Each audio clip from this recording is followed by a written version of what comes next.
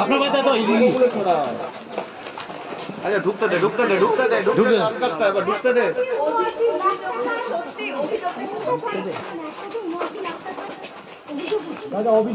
আপনার বিরুদ্ধে কি ভিডিও কোনো অভিযোগ করেছিল কোনো সময়? কিছু বলবেন? যার জন্য এতক্ষণ ধরে অপেক্ষা। आज हुगली में ईडी की छापामारी। आज हुगली के चंदानगर हरितरांगा इलाके में एक ग्राम पंचायत निर्माण सहायक के घर पर छापामारी की गई। बताया जा रहा है मिली सूत्रों से खबर के मुताबिक ईडी आज सुबह से ही चूंचुड़ा के एक इलाके में जाकर छापामारी की। वहां पे जिस व्यक्ति के घर छापामारी की उसका नाम संदीप साडुखा था। इस नाम को लेकर ईडी कन्फ्यूजन थी, चूँकि जिस कारोबारी के घर वो जाना चाहती थी उसका भी नाम संदीप साडुखा है। संदीप साडुखा असल में जो कि ग्राम पंचायत के एक सहायक के पद पे काम करते हैं, उनके ही घर पर 2021 में कई मामले दर्ज कराए गए हैं उनको खिलाफ, जिनमें 100 दिन का मामला भी शामिल है। 100 दिन के कार्य हेतु कई सारे मामले हैं जिसमें फर्जीवाड़ा का निकाल आया है। इसी मामले को लेकर ईडी ने आज सुबह से ही हुगली के चंदानगर और चूचुड़ा में अपनी राउंडअप लगाया। बिल आखिर 12 बजे दिन ईडी के अधिकारी चंदानगर के हरितरांगा में स्थित संदीप साडुखा जो कि एक ग्राम पंचायत निर्माण सहायक है उनके घर पर छापामारी की। आइए देखते हैं उनके घर वालों का क्या कुछ कहना था इस मौके पे।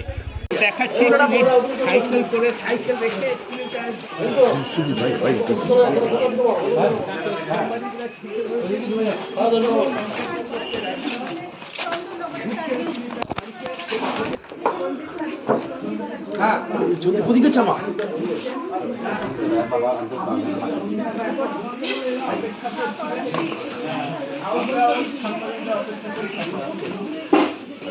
একটুখানি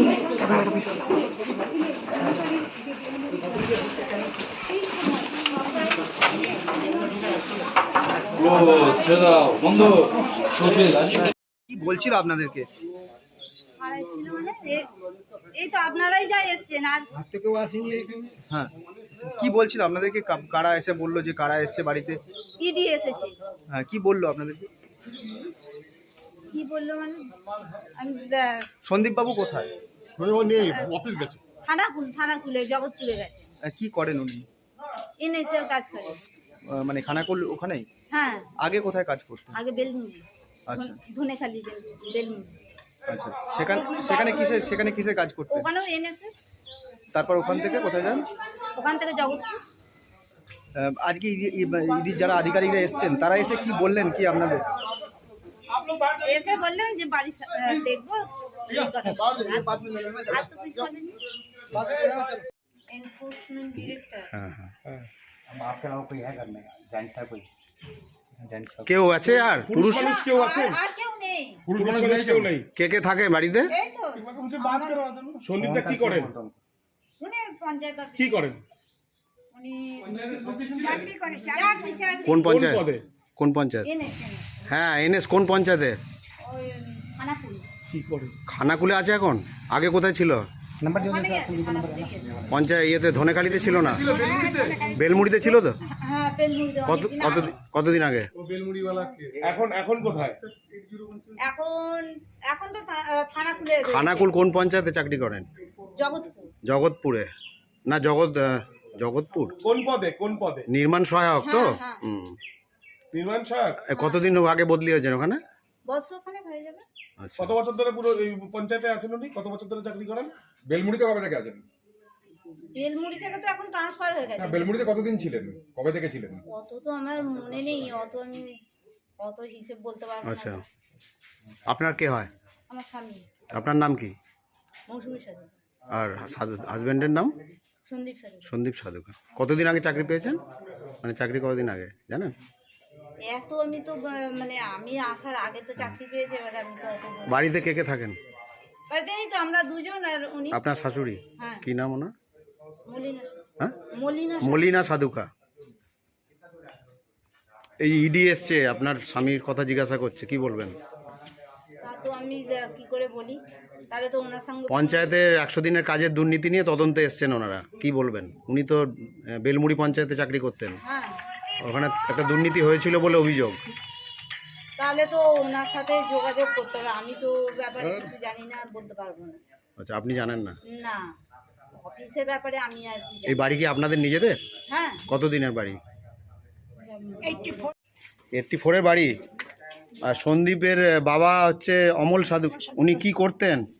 ইস্টার্ন কি বলে সাউথ ইস্টার্নে চাকরি করতেন। আচ্ছা, এখানে জায়গা কিনে বাড়ি করেছেন নাকি 84-এ? কতদিন আগে যায়? 84-এ আমরা এখানে চলে এসেছি। 83-তে মানে 80-তে জায়গাটা কেনা হয়েছে। 83-তে উনি গার্ডেন নিচে ট্রান্সফার হয়ে চলে এলেন। খড়গপুরে ছিলাম আমরা, খড়গপুরে ছিলাম।